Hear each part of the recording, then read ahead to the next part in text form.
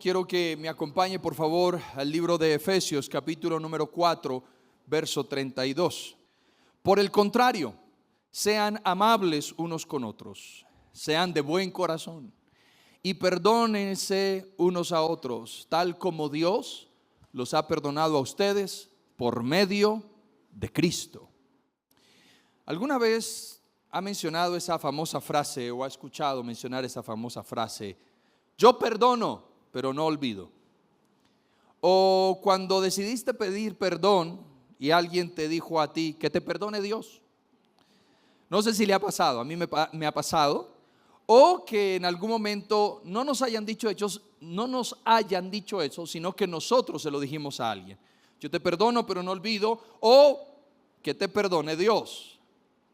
Es evidente que esas respuestas son la expresión de un corazón completamente destrozado, o de alguien que simplemente es demasiado sensible, por no decir inmaduro, donde cualquier cosa negativa, por pequeña que sea, te lleva a un estado de amargura. Por pequeña que sea, te duele, te hiere. Y sabe que el perdón considero yo que es la paradoja más difícil de nuestra vida cristiana. ¿Sabe por qué? Porque es lo que más estamos expuestos a dar y al mismo tiempo es lo que menos queremos dar. Note que todos sin excepción lidiamos con heridas, y esas heridas son el resultado de ofensas. Casi toda la herida de nuestra vida es el resultado de una ofensa. Ahora, Jesús sabía esto. Jesús sabía que por nuestra naturaleza y nuestra corrupción generada por el pecado, con lo que más íbamos a lidiar era con esto, con la herida, con la ofensa. Y al Jesús saberlo, establece una de las demandas más radicales que tiene un hijo de Dios dentro de la iglesia, y es: perdonen siempre. Eso fue lo que dijo Jesús, sin excepción. Él dijo: perdonen siempre. ¿Y por qué Jesús dice esto? Porque Él sabía que siempre íbamos a estar expuestos a esto, a que nos ofendan. Que desde que tenemos uso de razón vamos a notar ofensas, y que desde que tenemos uso de razón y sin antes de tener uso de razón ya estamos ofendiendo. Estamos propensos a que las personas que amamos nos fallen, o que nosotros le fallemos a las personas que amamos. Esas fallas pueden ser pequeñas o pueden ser profundas. Cuando hablo de fallas pequeñas, me refiero a una mala mirada, a una palabra displicente, un comentario fuera de lugar, a un sarcasmo, a una ironía, o probablemente puede ser algo un poco más profundo, reitero, más doloroso, una traición, la ingratitud de alguien cercano que nunca generó una palabra, una expresión de gratitud. Quizá de pronto la murmuración escondida de alguien que considerabas que era de mucha confianza, pero te diste cuenta que estaba hablando mal de ti. El rechazo de una madre. Incluso probablemente estás hablando de una herida que se generó por un abuso, por una violación.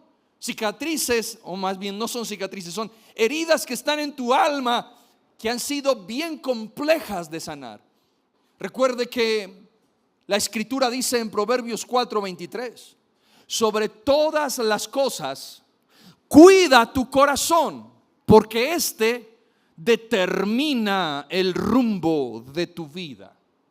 Permítame desgajar rápidamente este poderoso proverbio. Cuando habla de cuidar el corazón, se refiere al control de nuestra vida. Así lo llamaban los hebreos en aquel entonces. Cuando se refería a corazón, se refería al control de nuestra vida. Hoy la psicología lo llama mundo interior, y lo conocemos como mundo interior, como un lenguaje un poco más, quizá más profesional, pero si hablamos de un lenguaje más práctico, entonces hablamos del corazón. Ese mundo interior, ese centro de control, de allí es donde emergen pensamientos, emergen las emociones, emerge la voluntad, emergen las decisiones morales de nuestra vida, de eso que llamamos corazón, reitero, mundo interior. Para que comprendamos más a fondo, el corazón es como un manantial, y de ese manantial estamos bebiendo todos los días. Todos los días bebemos de algo que está en nuestra vida. Y ese manantial puede estar turbio o ese manantial puede estar puro, dependiendo de lo que ha llenado el corazón o de lo que ha entrado en ese mundo interior.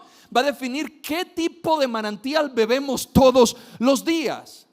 Pero el proverbista está hablando de que yo cuide ese manantial, de que yo cuide ese mundo interior, de que yo cuide ese corazón más que cualquier otra cosa, o más que todas las cosas que yo considere importantes en mi vida. ¿Cuáles son esas otras cosas que yo me encuentro cuidando más que mi corazón? Bienes materiales, el cuerpo, la salud, mi reputación, mi nombre, mi familia, mis relaciones.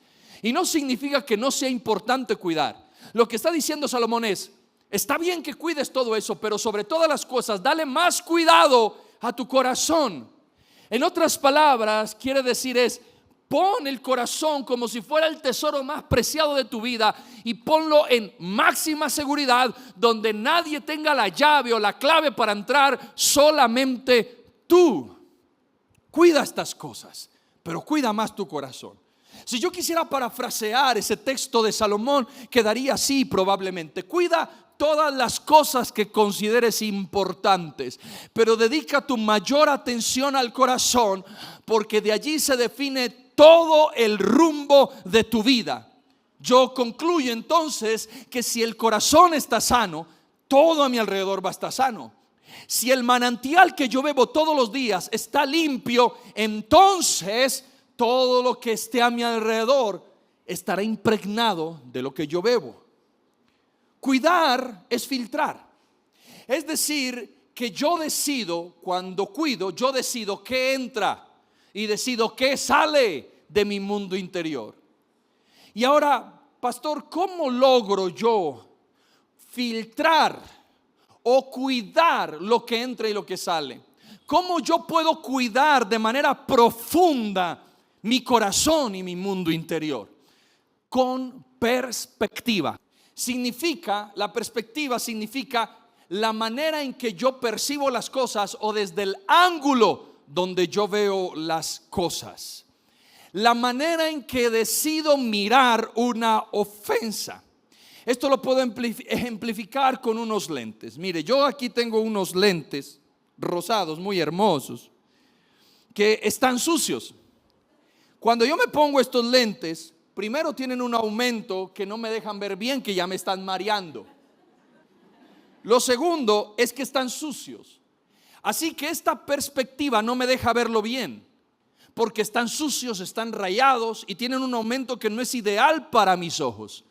Entonces mi perspectiva no es clara con usted, lo estoy viendo como medio ancho, no estoy viendo la gente de atrás por la suciedad, están empañados, están sucios. Esa es una perspectiva.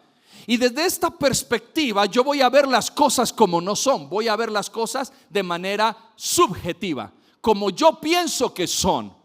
Pero hay otra manera, y es que yo puedo tomar la perspectiva a través de unos lentes transparentes, limpios. Cuando yo me pongo estos lentes, tienen el aumento correcto para mis ojos, están completamente limpios y ya te veo de manera objetiva. Es decir, tengo una claridad frente a lo que estoy viendo. Ya no te veo distorsionado, ya no te veo como medio ancho, como medio jetón, ya te veo bien. ¿A qué me refiero entonces con esto? Un ejemplo de perspectiva es José. Usted sabe que a José lo vendieron, lo metieron a un foso, lo querían matar, entonces después se fue como esclavo y él pudo tener una perspectiva con unos lentes sucios y decir lo siguiente: mis hermanos me arruinaron la vida, me vendieron como esclavo, me quitaron los mejores años de mi juventud, toda mi vida es una miseria porque mis hermanos no fueron nobles conmigo. Pero cuando tú ves la Biblia, José no quiso ver su ofensa o la ofensa que le dieron con una perspectiva distorsionada y sucia. Él se quiso poner los lentes de la palabra. Y cuando usted ve Génesis 50:20, él dice: ustedes se propusieron a hacerme mal, pero Dios dispuso todo para bien. Él me puso en este cargo para que yo pudiera salvar la vida de muchas personas. Tuvo una perspectiva de la gracia, tuvo una perspectiva madura, tuvo una perspectiva guiada por Dios. ¿A qué me refiero con esto? Es claro, la perspectiva no va a cambiar lo que te ocurrió. La perspectiva no te va a cambiar el hecho de que te ofendieron, de que te dañaron, de que te rechazaron, de que te hicieron hasta para vender, como decimos aquí. Pero sí cambia la manera en la que yo puedo interpretar el golpe que me dio la vida y el golpe que me dio otro. Una buena perspectiva me ayudará a ver la ofensa, me ayudará a ver la prueba, me ayudará a ver aún la traición como parte del plan de Dios para mi vida. Me ayudará a ver que todo lo que sucede en mi vida me hará crecer, me hará fuerte. Esto me ayudará, esa perspectiva clara me dará la fuerza y me ayudará para no vivir atrapado en el resentimiento y en el dolor. Porque cuando usted tiene una perspectiva mala, eso es lo que te lleva a ti a estar herido. Otro ejemplo claro es Jesús, cuando desde su perspectiva de gracia en una cruz dijo: Padre, perdónalos porque no saben lo que hacen. A lo que voy es que tú debes de ser una persona que aprendes a filtrar lo que entra a tu corazón, lo que entra, reitero, a tu mundo interior. Porque probablemente el manantial de tu vida puede verse completamente envenenado por cosas que nunca debieron entrar en él. Y esas cosas pueden ser trivialidades y pequeñeces. Recuerda algo: una buena perspectiva será el resultado de una madurez. Siéndole honesto, yo ya estoy muy grande, para no decir viejo, porque todavía me considero joven. Yo estoy muy grande para todavía estar albergando pequeñeces en la vida. Pastor, ¿a qué se refiere? Oye, yo ya estoy muy grande y usted también está muy grande para estar albergando una herida porque lo miraron mal. Albergamos heridas porque alguien no nos saludó o evitó saludarnos, porque nos rechazaron, porque nos ignoraron, porque alguien se burló de nosotros, porque entonces te enteraste de que alguien te criticó y entonces guardaste la herida porque alguien te criticó. Algunos son tan inmaduros que lo dejaron en visto en WhatsApp y ya se quieren suicidar. Oye, yo ya estoy demasiado grande, tú estás demasiado grande para caminar bajo trivialidades. Déjale esas heridas a los adolescentes que se duelen por todo, que se dañan por todo. Pero usted y yo ya debemos vivir en madurez. Tengo una perspectiva clara de la vida. No ay, es que me ofendieron, ay, es que me miraron mal, ay, es que el saludo, ay, es que no sé qué, ay, es que pastor, yo no voy a volver a la iglesia porque estoy desanimado. ¿Y por qué estás desanimado? Porque es que nunca me contestaron el mensaje. Ya, hombre, madure. Tengo una perspectiva diferente. Pastor, pero es que ¿cómo me van a hacer eso? ¿Cómo me van a mirar mal? Mira, si esa persona que te miró mal, que te rechazó, que te criticó, que te dejó en visto, a esa persona le hace feliz hacerte eso, pues gloria a Dios, eres un instrumento para que sea feliz. Pero tú no te amargues la vida, que sea feliz haciéndote todo eso, porque a mí eso no me afecta mi identidad. ¿Usted se imagina mi identidad afectada porque alguien no me saludó? ¿Usted se imagina mi identidad afectada porque alguien me dejó en visto? Por favor. Mi identidad no se construye bajo la reacción, conducta, gesto que usted tiene hacia mí. Mi identidad está establecida por lo que Dios piensa de mí. Mi perspectiva no es lo que usted hace conmigo. Mi perspectiva es lo que Dios dijo de mí. Y Él me mira con gracia. Usted me rechaza, pero Dios me aprueba. Usted me deja en visto, pero Dios siempre me escucha. ¿Me hago entender? Usted se burla de mí y Dios todos los días me está honrando a través de su palabra. Usted me mira mal y yo soy como a la niña de los ojos, como la niña de los ojos de Dios. Usted me ignora y Dios todos los días me abraza. ¿De qué perspectiva va a abrazar usted en esta mañana? Dígale al que tiene a su lado: madure, hombre. Sí, de una vez. Dígale: madure o váyase. No, mentira, quédese. Por eso Proverbios 19:11 dice: las personas sensatas no pierden los estribos, se ganan el respeto pasando por alto las ofensas. ¿Cómo te ganas el respeto? Cuando pasas por alto la ofensa. Así que madure. A mí a veces me ha tocado, podría pelear con otras personas. ¿Yo qué voy a pelear? Si que quiere, tome. Que usted me ofendió, bueno, yo lo ofendí ya. Es que sí, lo que usted diga. Yo no voy a malgastar mis fuerzas. No voy a malgastar mis fuerzas en pelear con lo que no tengo que pelear. Si no le afecta la vida, salte, pique. ¿Qué es perdonar entonces, pastor? Perdonar es sencillo. Es soltar el dolor y el peso que cargas. Eso es perdonar, es renunciar a la venganza, a esa venganza que dice le haré lo mismo. Es soltar una deuda emocional, es como tener un cheque en blanco donde usted lo puede cobrar y decir no, lo voy a romper. No significa olvidar lo que pasó porque es imposible. Es imposible que usted olvide lo que ha pasado. Pero sí es posible sanar y olvidar sin dolor lo que a usted le pasó con respecto a la herida que tiene. Probablemente tu vida fue otra después de esa ofensa. Tu vida fue otra después de ese dolor. Quizá una temporada oscura, el día que descubriste algo, el día en que tuviste que divorciarte, el comentario de alguien que te hirió, la ausencia de comunicación de esa persona que tanto amabas, el mensaje que nunca respondió sin razón, el sentir que algo debería ser tuyo pero lo tiene alguien que no lo debería o no lo merece, un abuso, una violación, el mensaje que se supone que nunca debiste de haber visto y lo viste y te cambió la vida por completo. Sé que hay heridas y hay ofensas que te cambian la vida, que te generan un antes y un después. Y ante ello quiero decirte de todo mi corazón que siento lo que te pasó. Siento lo que te está pasando. Yo no quiero venir acá en esta mañana y no pretendo juzgarte por el dolor que tienes acumulado en el corazón y en el alma.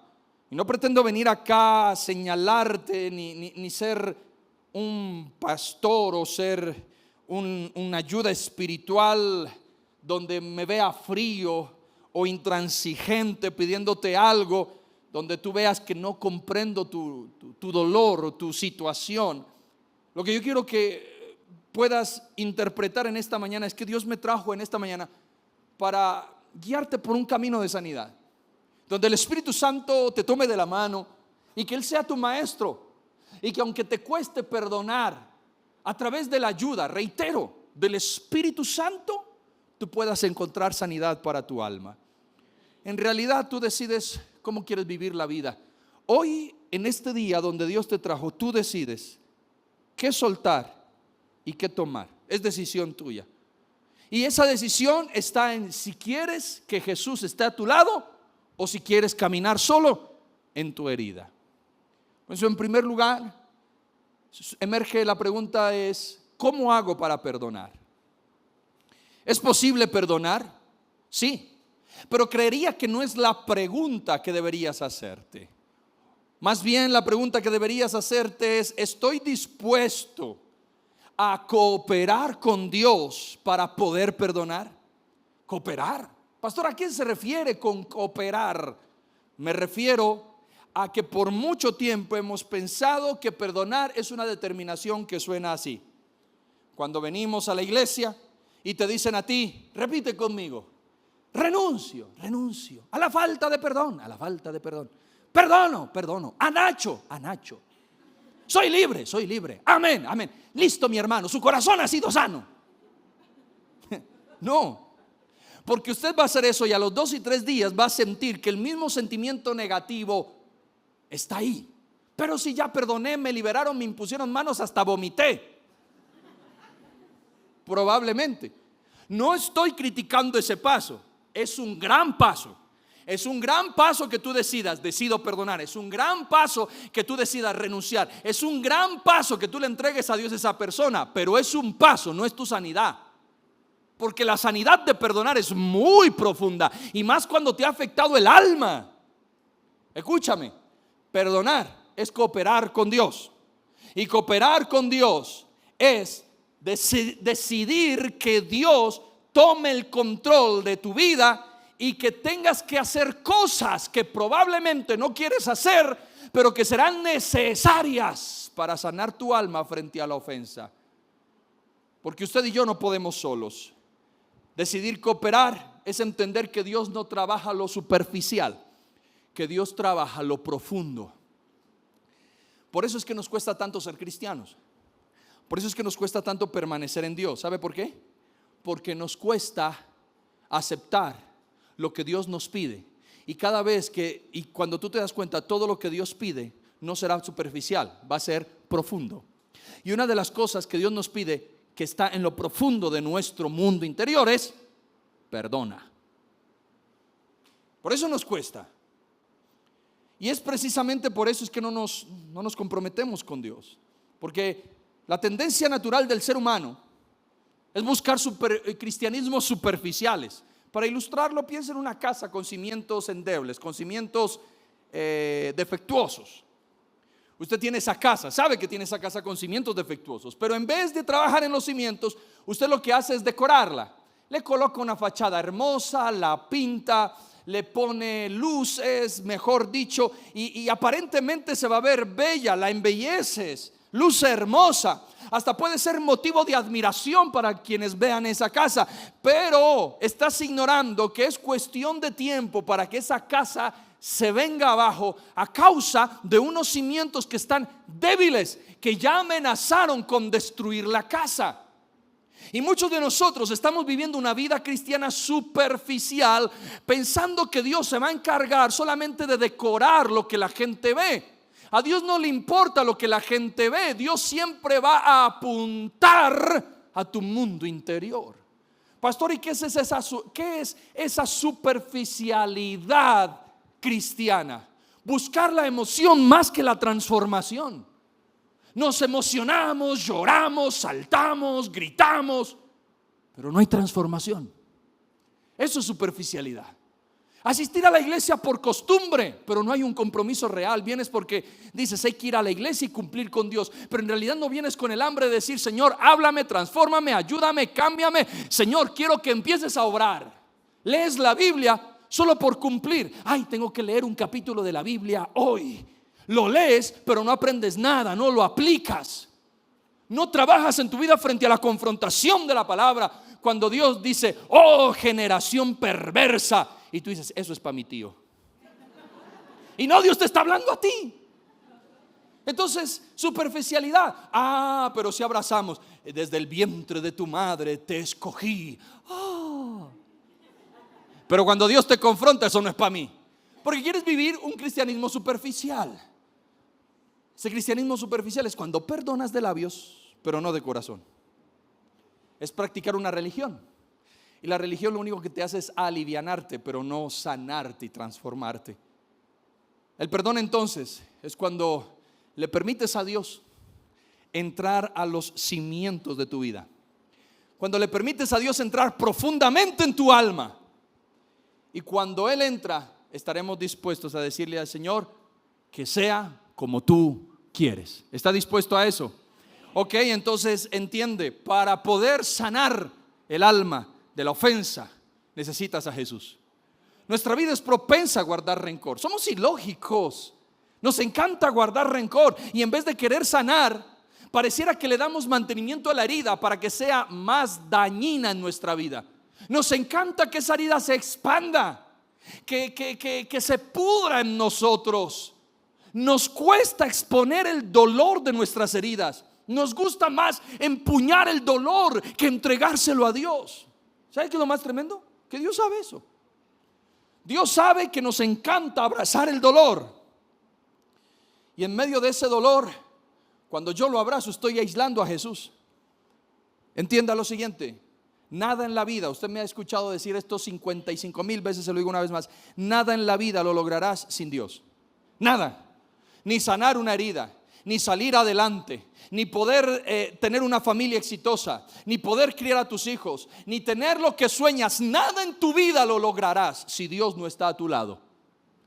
Dios es la garantía de tu éxito. Dios es la garantía de que en realidad vas a sanar. Dios es la garantía de que tu futuro está asegurado en sus manos. Dice amén. Por eso es que necesitamos a Dios. Entonces, cuando intento sanar por mí mismo, es igual a tener una herida profunda. Te cortaste el brazo, te cortaste el pie y es una herida profunda. O quizás estás en una pandilla y te pegaron el chuzón. Una herida profunda. ¿Qué es lo que sucede? Si tú te niegas a ir al médico y te compras una venda bien bonita de Toy Story y te la enredas en la pierna o en la mano, ¿qué va a suceder?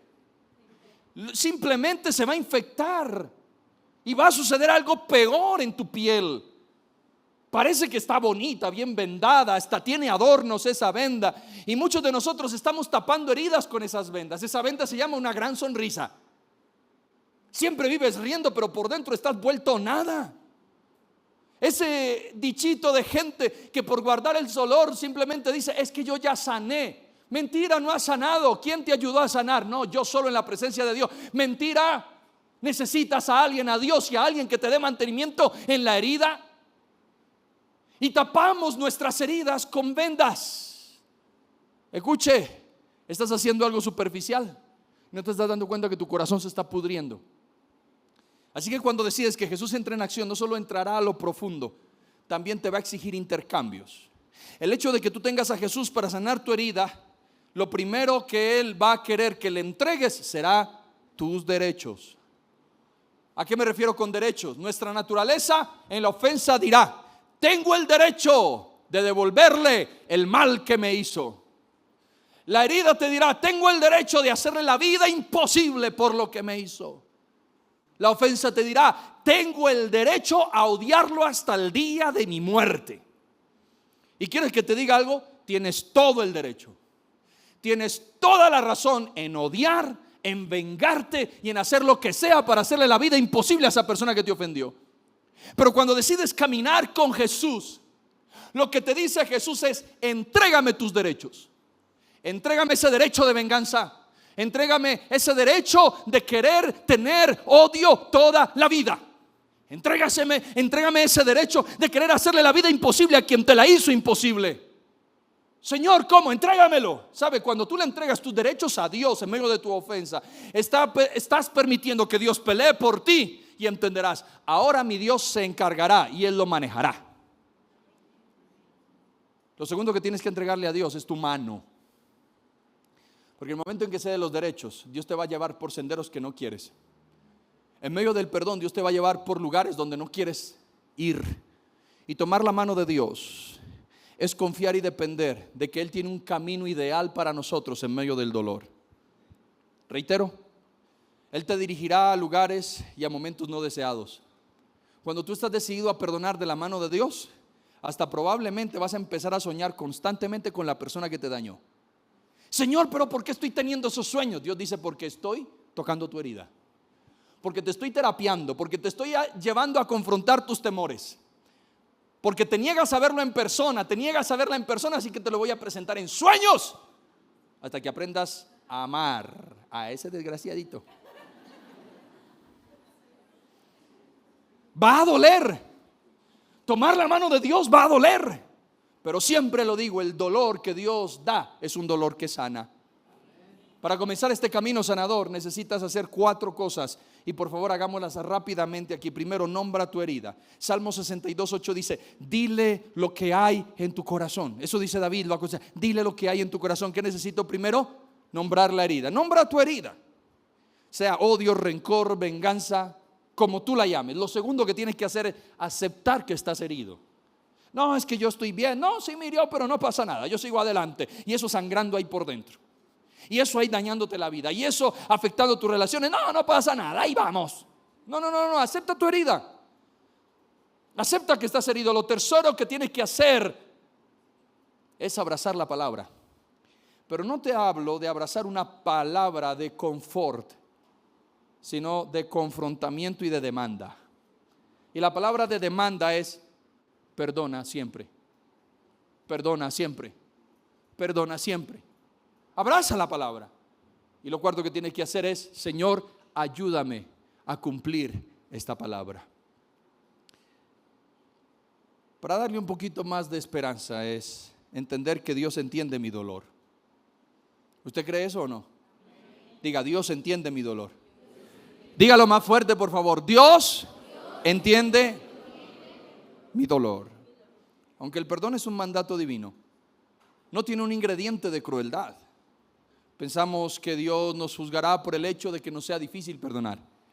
Pensamos que Dios nos va a regañar y nos va a gritar y nos va a decir: ¿cómo se te ocurre, hijo? Tú no eres mi hijo si no perdonas. No, Dios no es cruel. Pensamos que Dios se mantiene con un dedo acusador mirando a ver quién le falta perdonar, o se mantiene supervisando quién tiene falta de perdón para lanzarlo al infierno. No, así no es Dios. Hebreos 4:15 nos dice esto: nuestro sumo sacerdote comprende nuestras debilidades, porque enfrentó todas y cada una de las pruebas que enfrentamos nosotros. Sin embargo, Él nunca pecó. Pero me llama la atención, me parece maravilloso, cuando dice la palabra que Él comprende nuestras debilidades. Comprende nuestras debilidades. Esa palabra comprender en el griego significa simpatía. Y esa palabra simpatía significa sentir junto con. Esa palabra simpatía significa padecer al lado de otro. Esa palabra simpatía significa sentir el dolor de la otra persona. Lo que yo quiero que a usted se le quede bien claro a través de este texto es que Dios nunca te está mirando desde un trono lejano. Dios te está mirando de cerca porque Él se compadece, tiene simpatía contigo. ¿Cuántos aquí son padres? Muy bien. ¿Usted se duele del dolor de sus hijos? ¿Le duele cuando sus hijos están tristes? ¿Por qué le duele? Porque usted tiene simpatía, porque usted se une al dolor de sus hijos. Si usted y yo, siendo malos, sentimos el dolor de nuestros hijos, ¿cuánto más nuestro Dios, que es amor, no va a sentir el dolor que nosotros sentimos? Oh, esto es maravilloso. Dios sabe qué es ser rechazado. Dios sabe qué es ser traicionado. Dios sabe qué es ser acusado. Dios sabe qué se siente cuando alguien te abandona. Y Dios no te mira fríamente. Dios te mira con amor. Y no solo con amor. Quiero decirte algo. Cuando tú lloras, Dios llora. Cuando tú te dueles, Dios también se duele.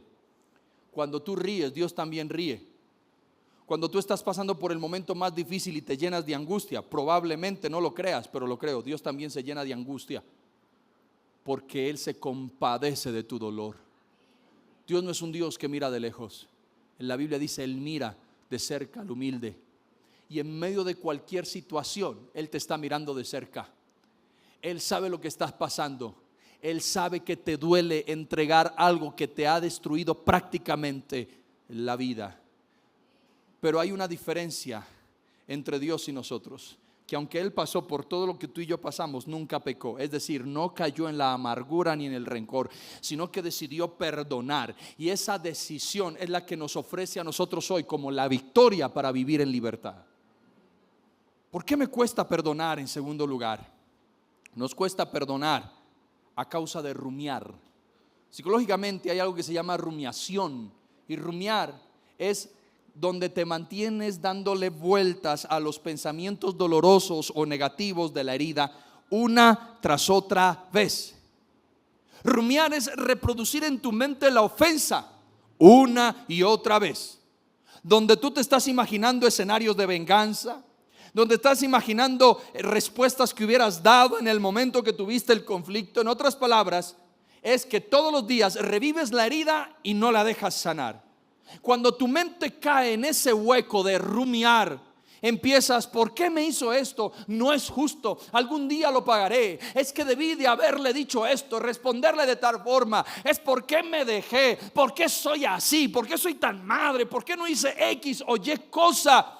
Y entonces, cuando tú permites que tu mente entre a darle vueltas y vueltas al pensamiento de la herida, es donde te encontrarás como una persona amargada, como una persona ansiosa, como una persona enojada constantemente y como una persona con dificultad de relacionarse. No he visto ni una sola persona que tenga problemas con el perdón que sea feliz. Siempre la gente que tiene problemas con perdonar es la gente que tiene conflictos para relacionarse y conflictos para ser feliz. Por eso Efesios 4, 26 al 27 dice: además, no pequen al dejar que el enojo los controle.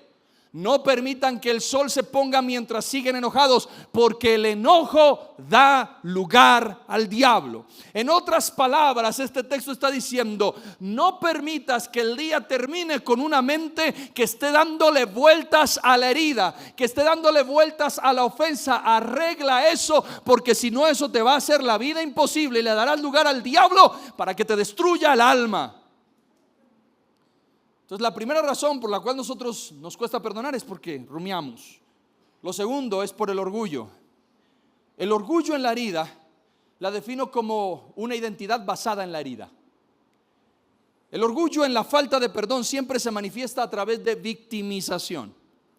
Me refiero que siempre el orgulloso dice: es que a mí me hirieron, es que a mí me dañaron, es que yo sufrí mucho, es que nadie entiende lo que pasé o lo que estoy pasando. Y hablar de eso con una ayuda espiritual, claro que es sano, claro que es necesario. Desahogarte, hablar lo que te está pasando. El problema es cuando no podemos dejar de decírselo a todo el mundo.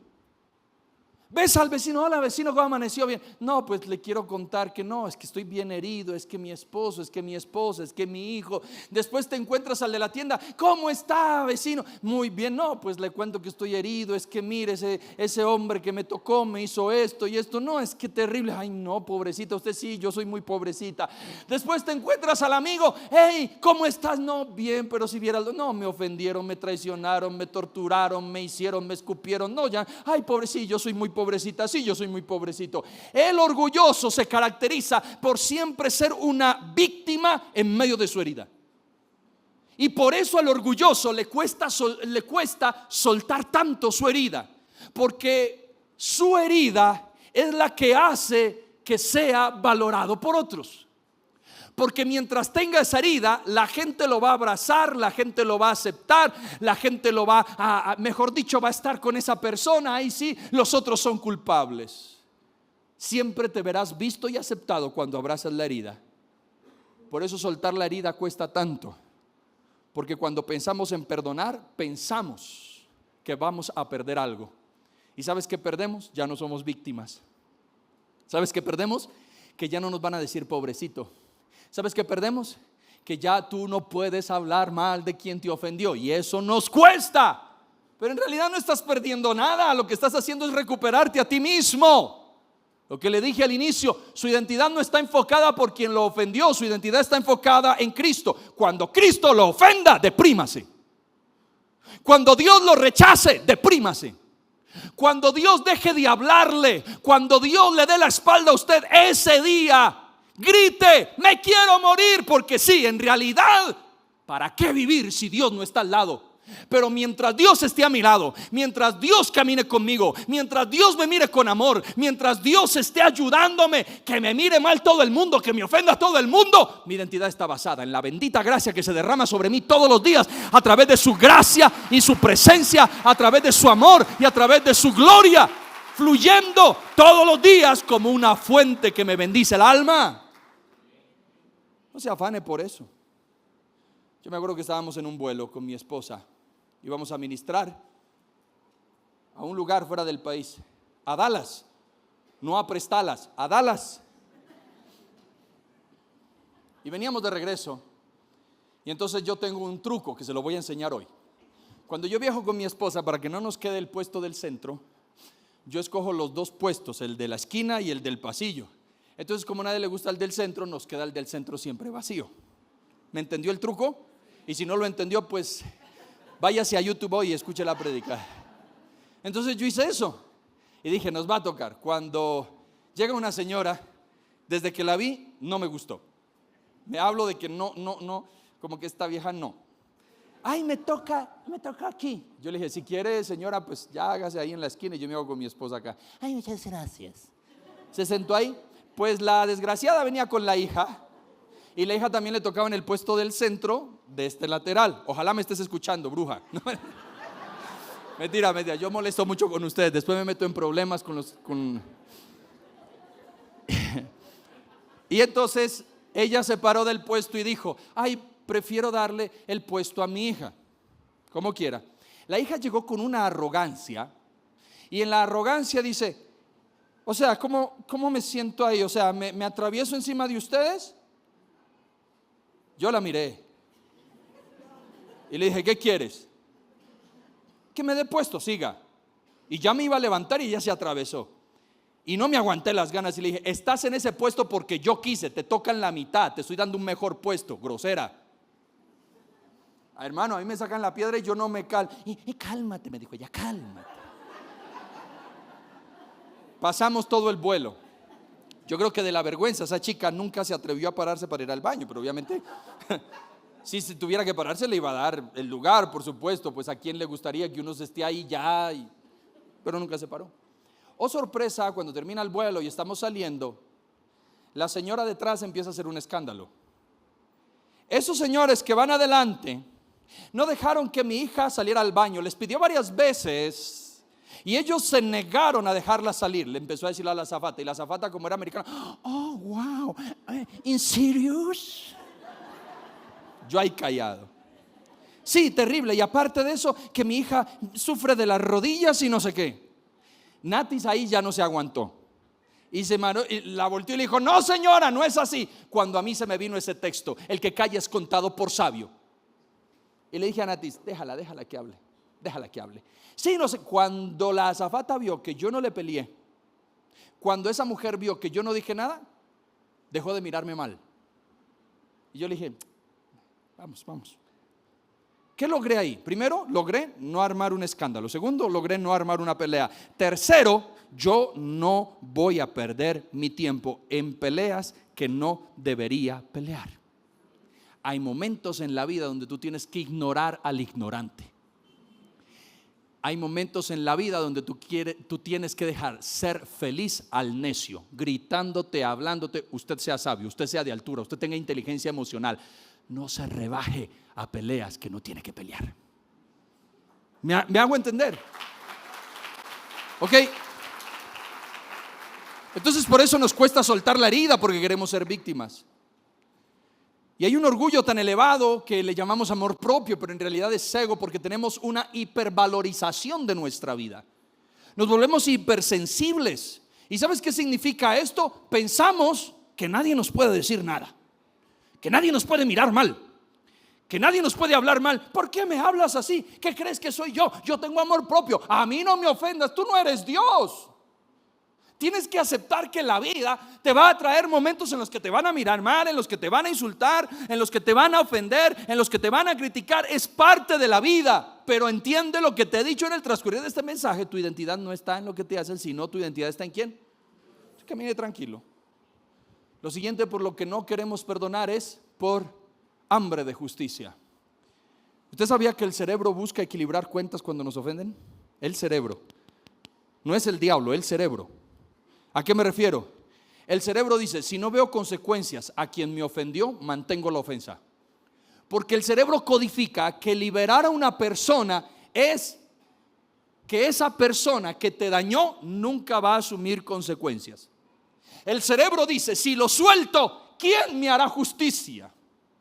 Pero el perdón no borra la justicia.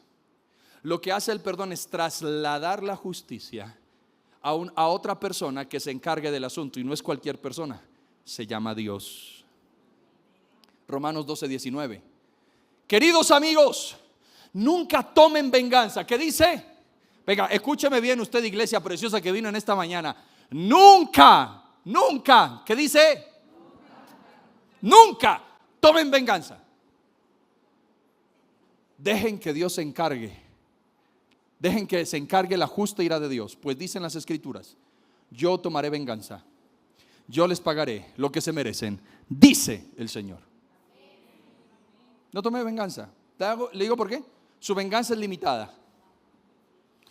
Su venganza hace un daño, pero cuando Dios se venga es bien complejo. Es una de las cosas que yo le aprendí a mi padre. Se lo digo así rapidito. Mi padre ha sido un hombre que ha estado en esta ciudad por 30 años levantando el ministerio de los hechos. Hasta ahora sigue. Y en el transcurrir él ha fundado más de 50, 60 iglesias. Y entre las iglesias que ha fundado, esa es su pasión, llevar el evangelio a los pueblos, extender el evangelio dentro de la ciudad y a muchos lugares. Hubo una temporada donde llegó una oleada donde puedo creer que Satanás llenó el corazón de algunos que se decían ser pastores de las iglesias que él levantó, y a los que envió se levantaron en contra de él de una manera muy hostil, al punto de llevarlo a las noticias regionales, criticarlo, demandarlo y hacerle una serie de cosas bien complejas donde, bendito sea Dios, Dios siempre le dio la victoria a mi padre. Pero fue difícil. Aparte de eso, una de sus manos derechas llega un momento en que hace algo muy complejo, y él y muchos pastores en el transcurrir de los años se llevaron muchísima gente de los hechos. En medio de este proceso, yo me siento con mi papá y mi papá hace algo. ¿Sabe qué hizo mi papá? A la mayoría cogió y les dio una carta de recomendación para que los aceptaran en el concilio que nosotros pertenecemos, que es las Asambleas de Dios. Y un día con mi papá, muy enojado, le dije: papá, ¿por qué haces eso? ¿Por qué tú les das una recomendación cuando salen mal, cuando te pagan mal, cuando tú los formaste, tú los ayudaste por años, los cogiste desde niños, desde adolescentes, donde lo que tienen hoy es por la gracia de Dios y porque tú fuiste el mentor de ellos, y hoy te pagan mal, y hoy te critican, y hoy hablan mal de ti, y aún así tú firmas una carta para recomendarlos como pastores, y se están abusando de ti, tomando esas cartas para no solamente ver que están aceptados por ti, sino hablar mal de ti? No, obviamente así gritado, pero sí le hablé. ¿Y sabe cuáles fueron las respuestas de mi noble padre? Porque no he visto una persona más noble en este mundo que mi papá. Y me dijo: que Dios se encargue. Yo no soy nadie para bloquear ministerios, no soy nadie para vengarme, no soy nadie para hacer obstáculo. Que Dios se encargue. Y cuando él dijo eso, en el espíritu pude entender lo más peligroso que existe en este mundo es un hijo de Dios que fue ofendido y traicionado, que no tome venganza y decir que Dios se encargue. Porque que Dios se encargue es lo más tenebroso que puede vivir una persona. No es que les estoy deseando el mal, por supuesto que no, pero tengo miedo cuando alguien dice que Dios se encargue. Así que en esta mañana, en medio de tu dolor, Dios dice a través de su palabra: no tomen venganza, dejen que la justa ira de Dios se encargue. Toma ese dolor y pónselo a Dios y dile: encárgate tú y haz lo que tengas que hacer. Tenemos hambre de justicia y por eso nosotros somos así. La Biblia dice en el Salmo 147: Él sana a los de corazón quebrantado y les venda las heridas. ¿Qué obtengo cuando perdono? Sanidad. Lo segundo que yo obtengo cuando perdono es madurez. ¿Qué obtengo?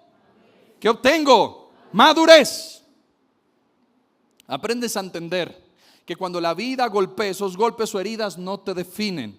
La madurez es el reflejo de un corazón renovado, transformado, que entiende que perdonar no es debilidad, es fortaleza. ¿Amén o no? Imagínense que ayer estábamos bien con mi esposa.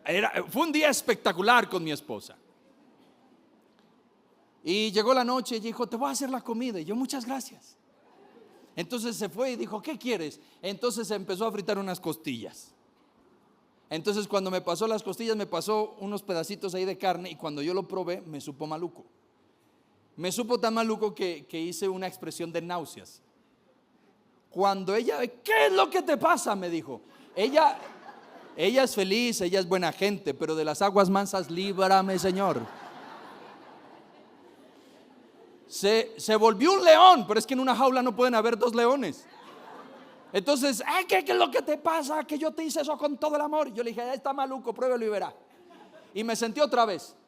Cuando me senté, ella cogió y me empezó a tirar las costillas al plato. Toma, pues ya no quieres, toma la costilla. Y me dio rabia y yo cogí el plato y lo puse en la cocina. Y pues ahora no como. Y nos enojamos. Yo nunca he dormido en el sofá de mi casa. Quien duerme siempre en el sofá de mi casa es ella. No, mentira. Ese día nos acostamos enojados, nos acostamos así como medio encontrados, chocados. Nos levantamos hoy y era la palabra: no se ponga el sol sobre vuestro enojo. Y yo: que sol y que 8 cuartos, yo estoy enojado. Nos levantamos, ya estábamos ahí. Y yo la miraba de reojo y ella también me miraba de reojo y seguíamos derecho. La cosa es que salimos, yo callado, nos metimos al carro y yo siempre en mi maletín manejo un rodillo atrapalanas, porque tenemos un gato en la casa que se llama Simon, que Dios lo tenga en gracia, porque a veces...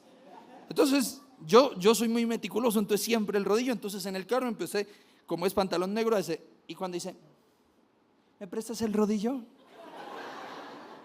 Entonces yo cogí, ¡prum!, se lo pasé. Eso era viniendo esta mañana, ¡prum!, se lo pasé.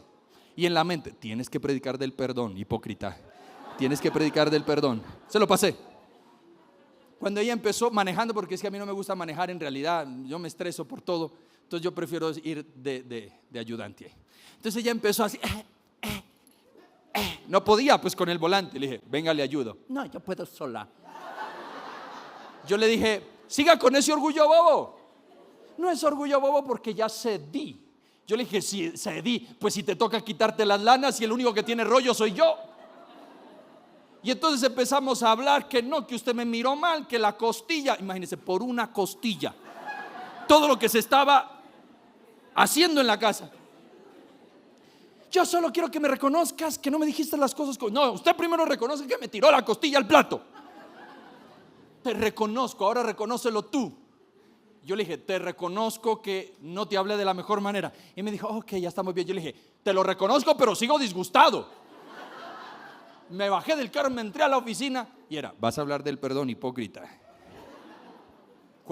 Yo dije, ahorita voy a entrar a la oficina y ya le digo.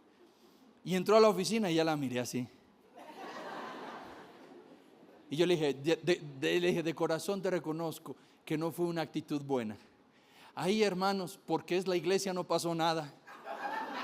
Pero usted sabe qué va a pasar después de que termine este culto. Va a temblar 3 veces más de lo que tembló ayer. No sienta envidia, soltero. ¿Por qué aplaude eso, mano? Ya sé lo que tengo que predicar entonces la noche de parejas. Están sedientos de ti. Le digo todo esto porque mejoramos el momento. No dejamos que ese orgullo y esa inmadurez nos dejara bravos 1 semana, 2 semanas, 3 días, 4 días, estar predicando aquí sin practicar algo. Y le hablo todo esto porque somos humanos. El hecho de que yo sea pastor no significa que no soy humano. Me enojo con mi esposa, hay momentos difíciles, claro que sí. El tema es que cuando tienes la madurez, procuras arreglar las cosas rápido, porque no vas a dañar la paz de la casa por una costilla. No vas a dañar la casa no vas a dañar la paz de tu casa por una toalla tirada. Lo siguiente que sucede cuando perdonas es que Dios te perdona a ti. Mateo 6 del 14 al 15. Si perdonas a los que pecan contra ti, tu Padre Celestial te perdonará a ti, pero si te niegas a perdonar a los demás, tu Padre no perdonará tus pecados. Y lo siguiente, se abren puertas de bendición. Hay gente que no tiene bendición porque no ha perdonado. Usted perdona y los cielos se abren. Y aparte de ello, los programas que trabajan en el perdón evidencian que cuando alguien perdona, ha mostrado científicamente reducciones de ansiedad, depresión, ira, hostilidad, aumenta la esperanza y la autoestima. Y se ha comprobado que no solamente reduce el estrés, sino que produce un mejor sueño y su presión arterial se balancea. Ahora, ¿cómo entender que he perdonado? ¿Me pueden ayudar en el piano? Gracias. ¿Cómo entender que he perdonado? Y con esto termino. La prueba más clara del perdón no está en lo que digo con mis labios. La prueba más clara del perdón es lo que siento cuando pienso en mi ofensor. Sabrás que has perdonado cuando puedes decir de todo corazón lo que Jesús le dijo a Dios en la cruz. Lucas 23:34. Padre, perdónalos porque no saben lo que hacen. Usted podría decir eso. ¿Sabes cómo interpreto este texto? Yo lo interpreto de la siguiente manera. Yo creo que, o más bien, pienso en Jesús en la cruz, colgado en la cruz. Pienso en un Jesús que al estar colgado en la cruz ha sido torturado, ha sido azotado, una corona de espinas sobre su cabeza, desangrándose completamente, con su barba, sin barba porque se la han arrancado, desfigurado, con un dolor intenso. En medio de esa situación tan deplorable en la que está Jesús, yo siento que Dios sintió indignación por lo que le estaban haciendo a su Hijo Jesucristo. Siento, o más bien creo, que la ira de Dios se enciende en el cielo por ver a su Hijo cómo lo trataban.